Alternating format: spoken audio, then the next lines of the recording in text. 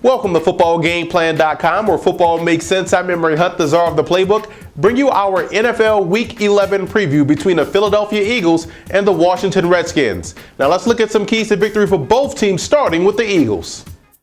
The Eagles will be starting rookie quarterback Nick Foles this week versus the Washington Redskins. So what I would do if I were Andy Reid, you got to find ways to get your playmakers to football very early in the ballgame to make him comfortable. So when you're facing an aggressive style defense like the Washington Redskins, look for a lot of slip screens, a lot of bubble screens, a lot of quick passes, so that way Deshaun Jackson can get involved, LaShawn McCoy can get involved. I would even throw a middle screen to the tight end, Brent Selleck, get him involved. You want to force the football to your playmakers. It just makes life that much easier for your rookie quarterback, and it also alleviates some of the pressure off that offensive line. Now, defensively, there's two ways to stop the running game of the Washington Redskins. Interior pressure, so that falls on Landry and Cullen Jenkins getting that push on the interior, and the defensive ends keeping contained. And the second level defenders, the linebackers' job is filling the gaps and not getting out of position. You have to play assignment football when you play the Washington Redskins. You have to treat these guys as if you were playing Army, Navy, or Air Force. One person out of position could result into a big play for the Redskins. Now let's move over to the Redskins in this ballgame, and you look at their offense. Converting third downs is key for this team. If they can stay on the field, let's say 3 first downs per drive, what that does is flip the field position, and it also chews up the TOP. And quite honestly, it puts you in position to make plays. And I look for the Eagles to be aggressive this week versus the Redskins offense. So look for your hot reads. Logan Paulson. You look at Santana Moss. Those guys will have to step up big again this week on third downs to keep the chains moving. And every other receiver has to step up big. But let's go inside the lab and look at the defense of the Redskins and what they can do to put pressure on the Eagles offensive line. The Washington Redskins pass rush has to be licking their chops versus the Philadelphia Eagles because they have a weakened offensive line and they're starting a rookie quarterback back there in Nick Foles. So what we have drawn up here is a gumbo blitz. The reason why we call it a gumbo blitz, we have both outside linebackers rushing with the delayed twist by the nose tackle. Both the nose tackle and the weak side backer are pushing through this B gap. And we're going to have the strong side backer cross the face of the tight end to secure the C gap. Play side defensive end, strong side defensive end, crossing the face of the tackle to secure the B gap.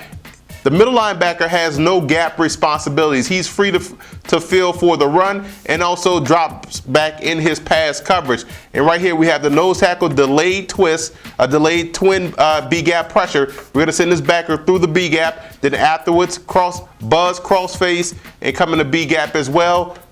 5 technique on the weak side pushes this gap, this C gap, but his responsibility is to near back to his side where the weak side backer is shooting to go get the quarterback manned up on the outside, free safety dropping deep. The reason why, it gives a pre-snap cover 3 look, but really it's cover 1. And right, like I mentioned, has no responsibility.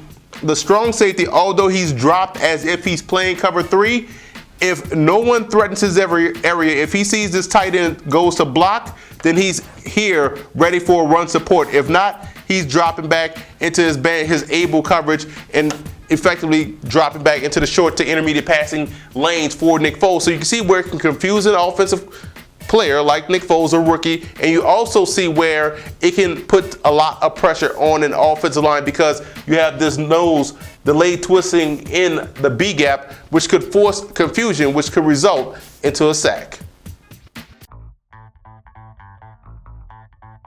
The passing game is the next factor in my opinion, and it doesn't necessarily mean just the secondary. You're talking about the linebackers as well in the short and intermediate passing game, and openers for the Redskins that's starting the game and coming out of the half, both offensively and defensively. They have to excel in that in order to have a shot to win this matchup.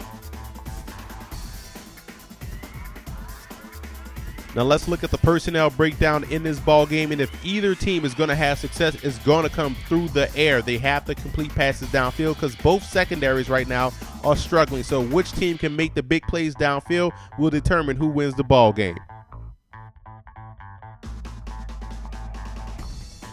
I like the Redskins in this ballgame. I think their offense does a great job of dictating the pace of the game, and I think they will lean on that defensive front of the Philadelphia Eagles. And when they get on defense, you look at what they would do to that offensive line of Philadelphia and drawing up different confusing stunts to confuse the offensive line and also confusing Nick Foles into some key turnovers. I also want to give a huge shout out to Eagle fan forums and Redskin fan forums for always showing football game plan support.